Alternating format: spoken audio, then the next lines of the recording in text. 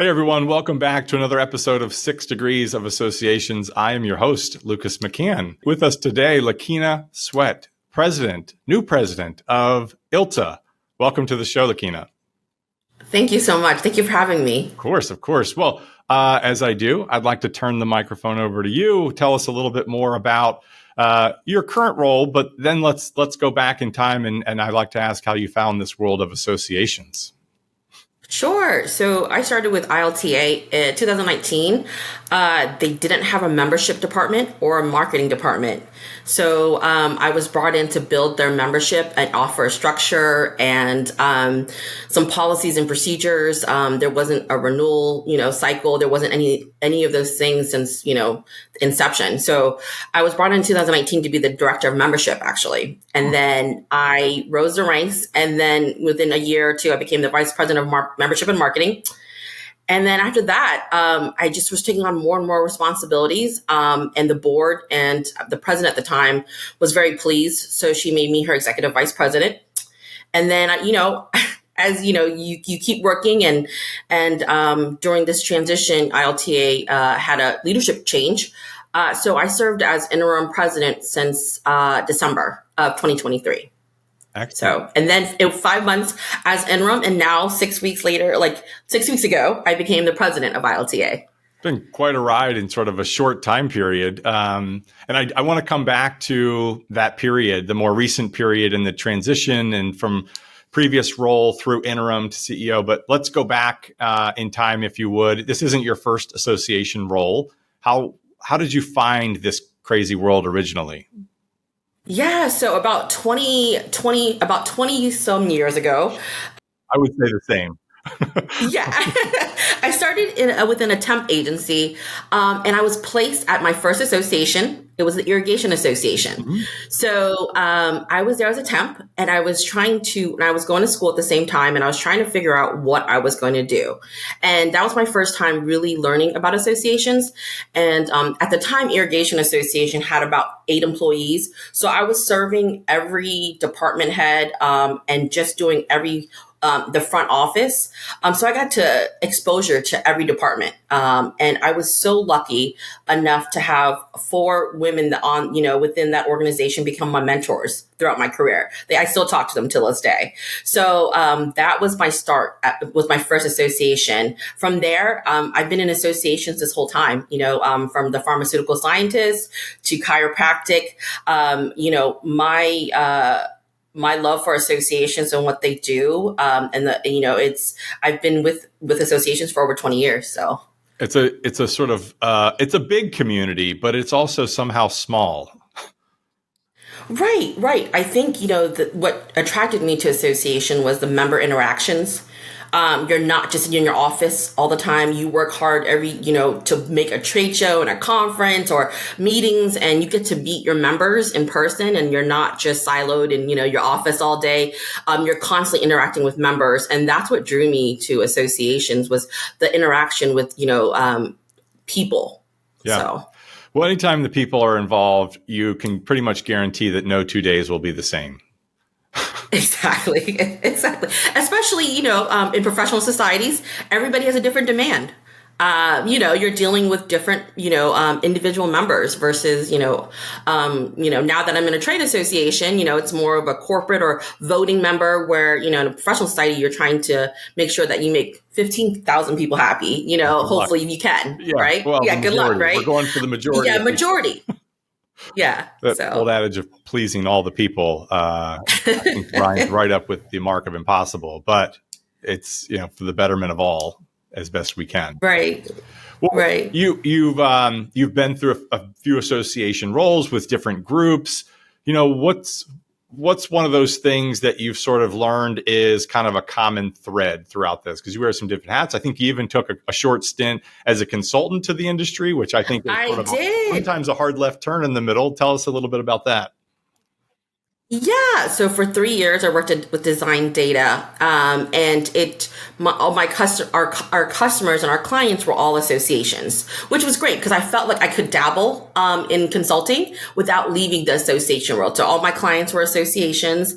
As a consultant, actually being on the other side of it as the client and customer, I was able to say, I know how it feels, right? Yeah. I understand when you're implementing an AMS or you're going through some digital strategies, pain points that I've been there. So I can kind of guide you through it just from my own experience, or just be there just to listen. So I think that was helpful in my job as a consultant. But then I missed being within the organization of the whole trade show and conference. Cause when you're managing, 14 or 15 association clients, it's like, you love that interaction, but then you're like, oh, I miss being back on the other side. So Yeah, it does feel, as a consultant, sometimes you feel a little spread thin. You're sort of going wide and flat, and maybe you're specializing in a particular area, but it does feel like you're sort of pulled in multiple directions versus, I'd say, maybe having the power and luxury of being focused on a specific membership and event, right? Right. But it's also letting you see, like, sometimes when you're in, your role, you're like, okay, is this meant to be, or should I be looking at other things, maybe exploring other options? Sometimes you have to take that risk in order to figure out, okay, I really do want to go back to associations and be a full-time employee. And the only way you're going to ever figure that out is actually doing it. So I'm glad that I did it. Yeah. Well, is there a role that you could look back on that you feel like really prepared you most for where you sit today? I would definitely say the foundation of, me starting out my career in the Irrigation Association. This was pre, ad retargeting, marketing, digital marketing. I mean, I was marketing the trade show with a fax machine. We literally had those like flyers that you get for vacation, but it was more for the trade show. And like, I would just fax away. I was like, you literally will pay your dues at your first job, and those lessons that you learn at your first job will carry throughout your whole career. So, me learning how to do everything the hard way. We had a bookstore. Everything was done, not, through like an Amazon platform or anything. You're doing it through Excel and counting books and doing inventory. So I really understood the fundamentals of how associations run and operate without technology at the time. So I can have a greater appreciation for it now, for sure. I chuckle because I've shared before the sentiment that, we had a dot matrix printer, at the end of the aisle that things would come in on, Yeah. and we would fax people, and, the elements of learning these very simple, like, hey, we have one page. It wasn't even double sided. We had one page within the fax communication sometimes to get your message across and your value prop, whether it was an affinity program or whatever it was. And so we had to think in that fashion. And so I do think it's a different day and time as it relates to marketing, but I think there are lessons there that I learned. And we had these things where we'd be stuffing and mailing the stuff ourselves, right? You throw everything on the conference table, and we're sending people books and collateral. It was the old days. Even the way we communicate to our members, right? I was using the typewriter, to send FedEx packages out to our members. Like there's just the way we communicate and the way we did business, back then, really taught me, work ethic, but also like how to be creative. Like, okay, you're going to have to fax. Like, how are you going to do this? How are you going to market to people without, and at the time you're not thinking about email marketing or anything like that. Right. So, I'm ancient, but like, not that ancient, but I'm just saying there's just resources that were limited back when I was, starting out. So yeah. It's a whole new world. And so I often say, I have lots of, scars on my back, on my side from all the mistakes that I've made. What's something you could look back on as one of those lessons that you learned sort of along the way in the association industry? Yeah, I think it's just being better at active listening, not being so reactive. Our first defense or our first approach when you hear something that you might not even agree with or you agree with is to first respond and not think about it. Right. And I think that comes with career maturity too, but it's just me learning that, okay, are you really truly listening to what this person is requesting from you or asking from you before you respond? So for me, and, I think this is a lesson we continually learn as leaders is to make sure that you're truly listening to what, your employee or, a coworker or anybody is saying before you respond and react. And that's something that I carry and try to learn, on a regular basis. So. Yeah, I can share that one for sure. So let's fast forward. It's been a more recently kind of a fun, wild ride for you. Let's talk a little bit about that period, this transition period, the interim period, which I know is kind of a fun, anxious, exciting type of time. And how do you get through that? Tell us a little bit more. Yeah, so I became interim president in December of 2023, and my intention as interim was to keep the train moving without disruption, keep the board, keep everyone be transparent, keep everyone up to date on what's going on, but plan to find a successor, plan to find the next person. So I'm interviewing search firms, but also keeping the train moving. And once you're interim, you realize, okay, it's me. It's not, I don't have anyone else no longer to be like, sign this off, or what do you think? Right? No, I mean, you can ask your team, but you're the leader in this organization. Mm-hmm. So it's just feeling confident in that role. And then, once, I felt more comfortable, I was like, okay, let's go through the expenses. Let's go through the policies and procedures. So it's about respecting the past leadership, but also understanding why we do what we do. And I think, any new leader will go through this. Our styles are completely different. But at that time, you're just doing listening, and you're trying to figure out how the organization functions, and what you can do to improve it. So in the last 5 months, that's what I've been doing. I've just been, it's almost like, spring cleaning. I would, kind of I'm like, it's time to look. We're looking at how we do policies, where we house policies and procedures, how we do business, and then also how we serve our members. Is that effective? So now that I'm in this role, officially, it's been great. I have a really great team to let me make mistakes or, bounce ideas off. Because that's so important. You have to have the board buy-in and your team buy-in. You may have a million ideas at the end of the day, but there's people that have to execute those ideas and also believe in what you're trying to accomplish, the mission, in order for it to be successful. So it's just been very humbling, but I also I've been hitting the ground running. My board was like, if you don't feel like you're changing things, you are, just don't worry, you're fine. Because I'm like, is it getting better? So It takes yeah, time. it does. Sometimes there's, you don't want to rock the whole boat right out of the gate, but sometimes you are anxious as you see new things and are exposed to new things. You want to make some change, right? Right. And, and first take care of your people. That's first and foremost, make sure you take care of your team, and, be a part of the team. I don't ask anything of my team that I wouldn't do myself, especially working in a smaller trade association. When they say, you wear multiple hats, that is very true. It doesn't matter if you're a president, you still should be able to help your team if, especially during conference and trade show time. So that has always been my work ethic about, being a leader in an organization. So. Yeah, I know because I've personally talked to some association executives that would like to make this transition at some point in their career. And some have different timelines within that aspiration. Some are like, I want to do it next year. And some are like, maybe one day. And, having gone through this the first time, maybe this is an interesting question, is, what caused more sort of angst for you? Was it picking up and putting the new hat on, or was it actually taking a hat off that you had to give away? Because I know personally, sometimes giving up things is difficult, right? You think, oh, I could do this. I've been doing this. I do this well, but you also have to make room for those other hats, right?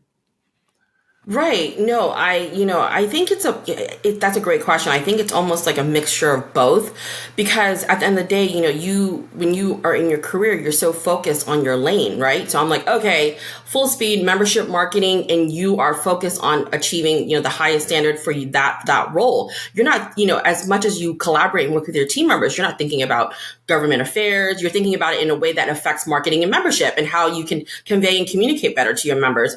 So there's a lot of facets that you feel like, okay, I've been focused on, membership marketing. Can I actually think of like the whole organization? Like now I'm thinking about policy. I'm thinking about operations. I'm thinking about all these things. And it's kind of overwhelming at first when you're like, okay, can I do this?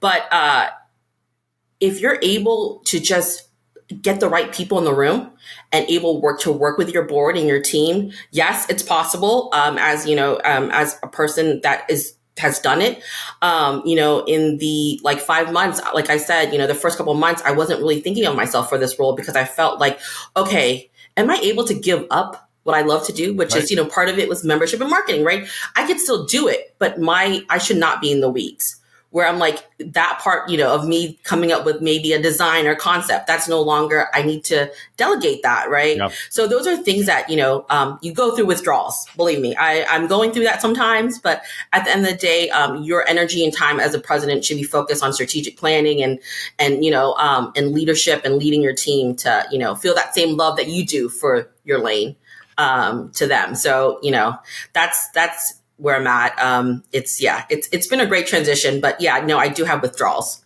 So Of course. But I think that the delegation is an important aspect, and it can be difficult for some more than others. And then I think to couple that is delegation also has to come with trust, right? If you delegate and then you turn around every 5 seconds and you're looking back to see, and it's always not necessarily was it done right? It's really what I've learned is it the way that I would have done it? Which isn't always the right. best. Right, right. No, I completely agree. When you're delegating, you have to release it. Like, you have to completely, and also you're empowering the employee to take it over now, right? And if you're micromanaging them, they're not going to, one, want to do it anymore. And two, they're going to feel like not sufficient. They're never going to feel enough because they think that you already are, like, they already have the insecurities of themselves doing it, right? Because you used to do it. Right. So it's just making that level of comfort for that transition. And not micromanaging them. But people will never learn if you don't open up yourself to teach them. So, yeah. Well said. Oh, absolutely. And allowing room for them to make the mistakes. There's plenty of things in your that because you've been with that organization and you know exactly how it should be done and could be accomplished. And if it's not done exactly that way, yeah, maybe there's a learning curve on leaving some grace within the window there to, okay, you didn't do it exactly how I would have done it, and maybe not even exactly right, but let's sort of make this a teaching moment. Right. And, as, an executive and a leader, you don't have to be CC'd on every email. Like, at first I was like, oh, CC me. And then I'm like, wait, what is the action here behind this? What is the purpose, right? Am I just making them an extra step, or am I just, what is the purpose of me being CC'd on something? But that is just something that you, in being, a leader that you've always been used to, is like, oh, CC me on it when you talk to this person. Well, if they're just sending a graphic or if they're talking to the person, why do you have to be CC'd? So it's just giving that level, that trust, and not having, if they're doing their job, there's no reason that you need to be continuously like in the weeds of it. So absolutely. If you obviously we can't do this. This is fantasy question time. But if you could, wave the magic wand and go back in time, what would you tell yourself? In Q3 of last year. Now that you know what's coming. Wow. I would tell myself to take a breath and to realize that you're enough, and that you're doing just fine. You're doing a great job. That's it. I think we have high expectations for ourselves. Sometimes, being sometimes as a woman, a mother, a wife, sometimes you feel like you are spread thin, but you're enough. You showing up, you doing what you can do is okay. It's great. It's fantastic. I think sometimes we need to give ourselves that kind of pep talk. So. And each other. I mean, before the show, one of the things that you mentioned really sort of helped you and guide you through this period is simply your network. I mean, tell us a little bit more about that sort of support structure through that process, because you could always stare yourself in the mirror. But having other people say things back to you and being that for you when you feel like you're not enough. I mean, tell us more. Yeah, no. So I think it's so important to surround yourself with, a good support system.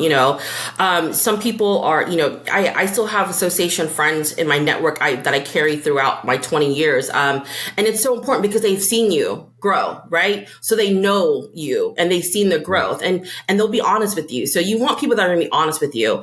Most importantly too, I couldn't be where I'm at if I didn't have the teamwork with my spouse. My husband's amazing, and then my children, it's just also understanding that, like, what mommy does, what mom does, what my wife does, and it's funny because they just went to their first event with me from this, because I became president at the trade show conference. It's like they didn't really get it, because they're like, I work for associations, right? And, and so they can see it. But get yourself involved. Go to events that, I've been invited to events by you, and I met 2 interim presidents that now we're going to be doing lunch together. So Great. it's just, getting involved in events and putting yourself out there. It's scary, but you could even start out with that introduction. But like, I literally said, I'm a new CEO, and they're like, oh my gosh. And we could have closed that event that you held down, I think, because we just talked the whole time. I don't even think I ate. So that's how great it was. I think we did close it down. Out there. Yeah, you're like, it's time to go. Trying to just get some food in ourselves at the bar, just before they kicked us out of that place. Absolutely. So keep in contact with, people that you knew in the past, but also make new friends. I mean, I think, put yourself out there. There's people out there. So, that can support you. Yeah. It's so easy to be consumed by working, in the business, that, and sometimes on the business with the board, that you forget about working on yourself. And working on yourself 100%. is that collaboration with the network that also happens to help elevate everything you do within your role and the organization. But that networking piece is just so crucial, I think. And finding the time, I think that's really wise for you to say, hey, I'm going to meet with these folks that are in similar positions and sort of learn from each other. Yeah. And, part of it, of course, it's like a therapy session. But the other part of it is saying, like, you can do it because I'm doing it. I've come to on the other side of it. So when you think, okay, I'm trying to figure out our budget, or if we're at a deficit or things like that, if you see other people, yes, you talk about it and you share those, those pain points. But I think what the difference is, we talk about, oh my gosh, I overcame it and it's possible. So then you feel like you're not alone. And that was so helpful to me. Oh, I love it. The idea that, there's a lot that you can read in a book. I mean, obviously I got books behind me. I have a pile over there. I encourage people when they come to the office, hey, if you see something you like and you're going to read it, asterisk, take it. But I also am a strong believer in there's really no replacement for the actual experience. And then learning from others face to face on similar experiences, people that you trust, and hearing those stories and living those stories. Yeah, and I instill that with my team too. So, you typically, we hire when a junior person starts, I'm like, look, I want to expose you to everything. You may not be included, but if you want to be included, please let me know. And then you can just listen. Or that way, they can get a different side of the organization. I've been lucky enough to work in almost every department in an association. So that way I could get a better understanding on how, the structure and how it runs, even if it wasn't, the highest position, but, often, even like an admin position, you're the foundation. So I instill that with my team too. I'm like, because when they're new and fresh out of college, they don't know kind of where to start. It's like, well, don't feel that pressure. Let me show you what the opportunities are within our organization. And you can grow here or you can grow elsewhere, but at least I can be a part of that journey with you. So. Yeah. I recently recorded with the CEO, Benny Johnson of American Marketing Association. We had a good conversation about how marketing breeds to great leaders. And part of it was around storytelling and understanding how things work. And how do you think your role with ILTA in marketing has really specifically made you perfectly suited for this role? Right. I think in marketing, you're constantly looking at behavior, you're doing your research, you're understanding, you're coming up with strategies on the fly, especially if you're doing an agile approach. You're constantly thinking about ways to communicate, and then you want to engage, right? It's all about, conversion, engagement, connecting. And that serves, and that's a good foundation for leadership too, because you have to, just because, like you said, if something doesn't work, you have to shift your behavior. You have to shift the message. You have to shift the way you're thinking the next week. So being able to think on your feet and to being strategic, because that's what we do as marketers. I think that was very helpful for me to be able to be flexible in this role and take over. Yeah, well said. I would agree 100%. Those are just key attributes that I don't know that you could do it without those, right? Right, Yeah. right. And it's funny because when we do our meetings or our show meetings, because we have a big conference and trade show in May, it's weekly, and we talk about the approach, who we're trying to reach out to, what's our intention. So, a lot of it's research and intel, and then actually executing it, right? So that's strategy. So I think like that kind of thing, it resonates in every department you work in. So, yeah. Yeah. Well, how about a couple of fun questions? One I like to ask is, you've been with the organization for a bit, so you may have something build up a cadence with this. But what's something fun that you look forward to each year, or that excites you on January 1 that you got on your calendar already? And hey, I'm really looking forward to X, Y, Z. It could be something within the work culture. It could be an event. Anything. Yeah, so for me, it's definitely the conference and trade show we have annually, same place, Houston, Texas. Hey. Hey, and so it's amazing how many people we had come out. Like I said, we literally came. Our last event was in the beginning of May. We had President Bush. I mean, the amount of work, and you could see it come into fruition with your team. It's not just my success, but it's just seeing how long it takes to put the production on. And then, so for me, that's my biggest, I look forward to that every year. That's fun. Well, how about if you could pick the magic wand back up, right? And start any program you wanted within your organization, no budget restrictions. Oh, wow. Keys to the castle. Yes. What's something that you would implement again if there was no restrictions on that? And I'll give you full approval. You don't have to go to the board even. Like, this is a wish list. Wow. Yeah. No. I think a lot of it is having more of a technology strategy. I would love to, because we use a lot of software, we use a lot of systems. If I had it would be like, okay, let's do an audit. And based on the audit, we will approve all the technology that you would decide, between the AMS, the website, and all these things. That would be my perfect wish list. That is such a difficult one. I love that response, because I think a lot of people would share that. If I could wave the magic wand again, no budget, I'd build it exactly how I wanted. Everything would be integrated. And usually there's this level of adoption, right? You walk in, there's certain things that you've probably used for quite some time, and it's hard to imagine doing it without it, but it also doesn't integrate over here. And so, yeah. And also getting member buy-in. Wand. I would just, member buy-in, be like, oh, what is this new system? It would be amazing if we had systems that were user-friendly, and, we can all, be one happy family. So that would be my wish. There you go. You implement a new system, every member celebrates, hits the poppers, right? Oh, this is the best. Oh, and all your team members are fully trained. Yeah, all your members are fully are trained, and they're bought in. Yeah, that would be or it's so intuitive that you don't even have to train people, right? It just totally makes sense in every instance. Okay. Yeah, I love that. If I could have two wishes, that would be part of it too. All one wish. I'll give you as one wand thank wave. You, Lucas. Yeah, that's great.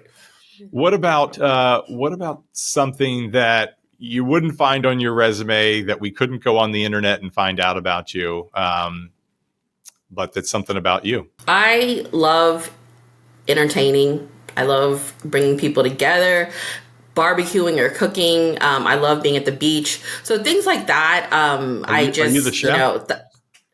Yes, I am. Okay. I just got this new one of those like pots, those like cast iron kind of pots. So I've been making everything in there, even if it doesn't need to be made in there. Like, I'm like, oh, this is so fun. Like, I'm going to cook everything in there. So, yes. So I love like cooking. I do enjoy that. So I went through that same thing, with probably all the gadgets, right? I'm going to get an air fryer. I'm going to air fry everything. I'm going to I got a new Dutch oven. That's what I got. Dutch oven. There you go. I'm going to get an Instapot. I'm going to Instapot everything. I went out at some point. I got a Blackstone flat top outdoor grill, and I was like, I'm going to throw everything on the Blackstone. I just went all in and like. Oh yeah, that's just it. Every time that's why we love, like when we get a nice kitchen gadget, we want to just use it and do everything we can with it. So that's what I've been doing. But no, I really enjoy spending time with my family and being with my friends and family. And I have a large family here in Northern Virginia, so we're always getting together when possible. I love it. Well, it makes total sense then why the big event in Houston would be something you'd look forward to. You're a people person. You want to be out there entertaining, so to speak. The annual event is a little bit of a show, right? It's an entertainment venue. For sure. And, you're bringing people together that don't see each other. They wait for this year to, because, with conferences and trade show, people wait a full year and, and this is their first travel maybe for some people. Right. So it's great to bring people together and also, to see how it all operates and works. Because at the time you're doing everything behind your laptop and on the phone, planning it and putting things together and whiteboarding everything. It's actually being able to see it in real time. So yeah, that's definitely something I look forward to. Absolutely. Well, at the end of our shows, I have the unfortunate pleasure of wrapping us up, but I would love to know if there's somebody in your network that you believe our audience would benefit from hearing from. Oh, for sure. I have known Carrie McGovern with ACC for over 20 years. She and I work together in membership at the American Chiropractic Association. I think we text almost weekly, even though we've been, so she would be a great resource. She was one of my biggest champions for me just to get out of my comfort zone and take this position. So I think she would be a great guest on your show. Well, I'm sure she'd love to hear that if she's listening to this episode, and we'd love to have her on the show. So thank you for that. And thank you again for your time. I really enjoyed this.